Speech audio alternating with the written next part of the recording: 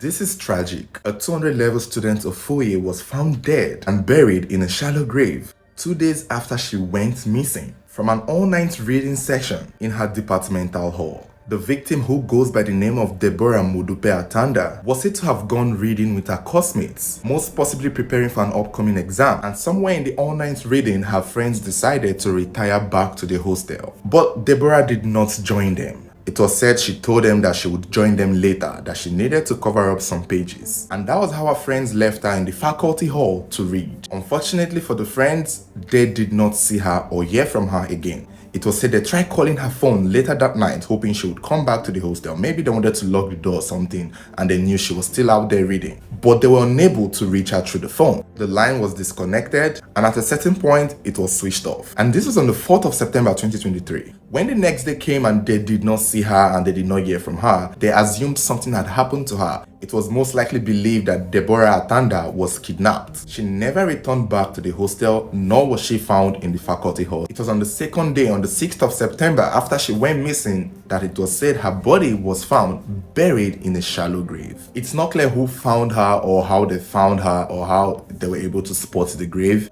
but immediately they knew that someone had done this to her. After careful observation, it was determined that she was sexually assaulted and beaten.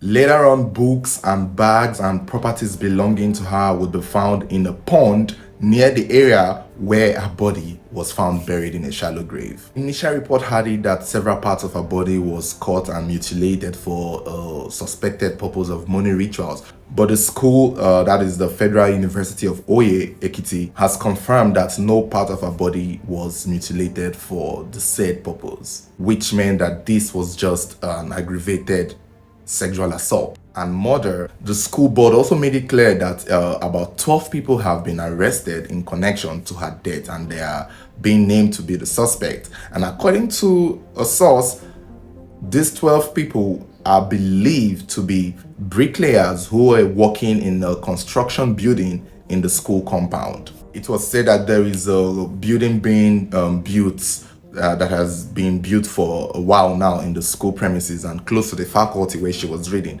And the bricklayers who work there, most of them still spend the night in the school compound and in the building. And they are suspecting that, if anything, one of them or a few of them may have seen someone who may have done this to this girl.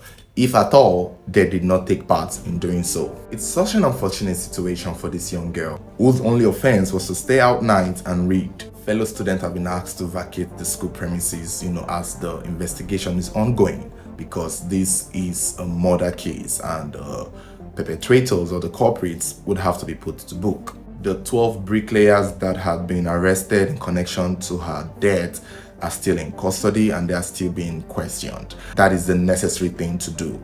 Is it possible that maybe it could be other students who may have done it, or other people who were not part of the bricklaying workers?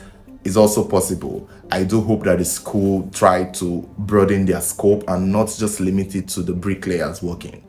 Even though it's possible that it could be them, but a whole 12 bricklayers is a large number of people.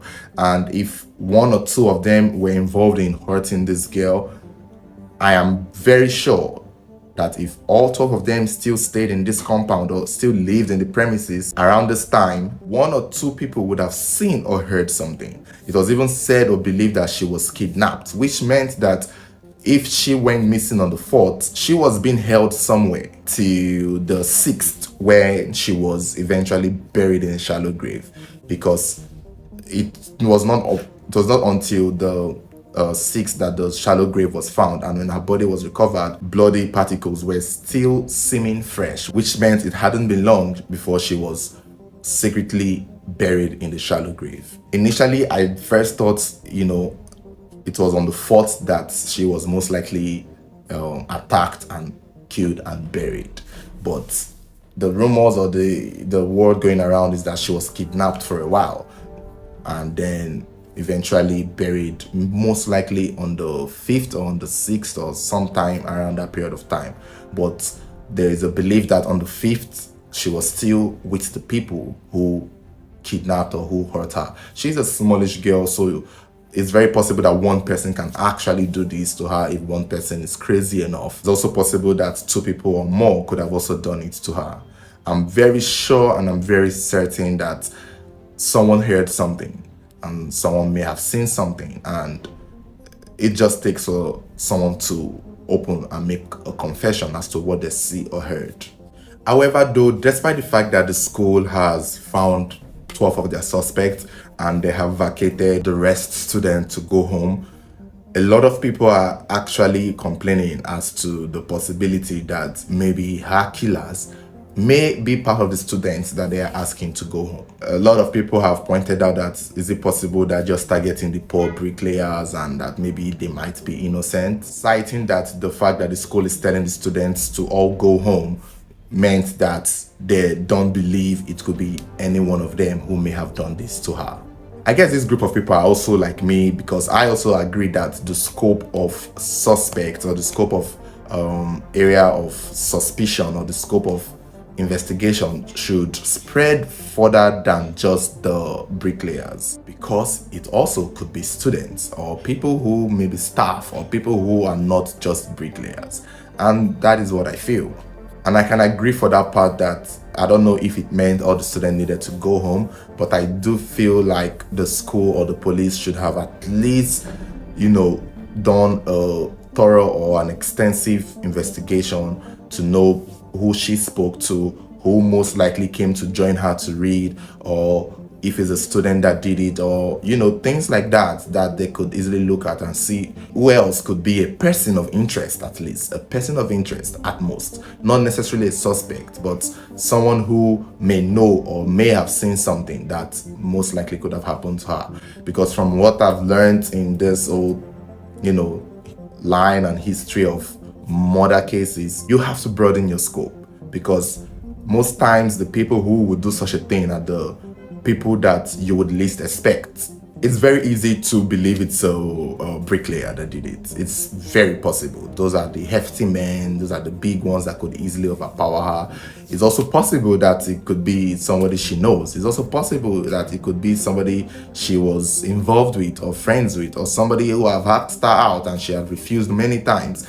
It's also possible. So them letting the students all go home and focusing all their belief and suspicion on the bricklayers is a problematic thing, but I guess it's a necessary thing. It's also possible that it could be from the bricklayers, but we just have to wait and see how the investigation pans out.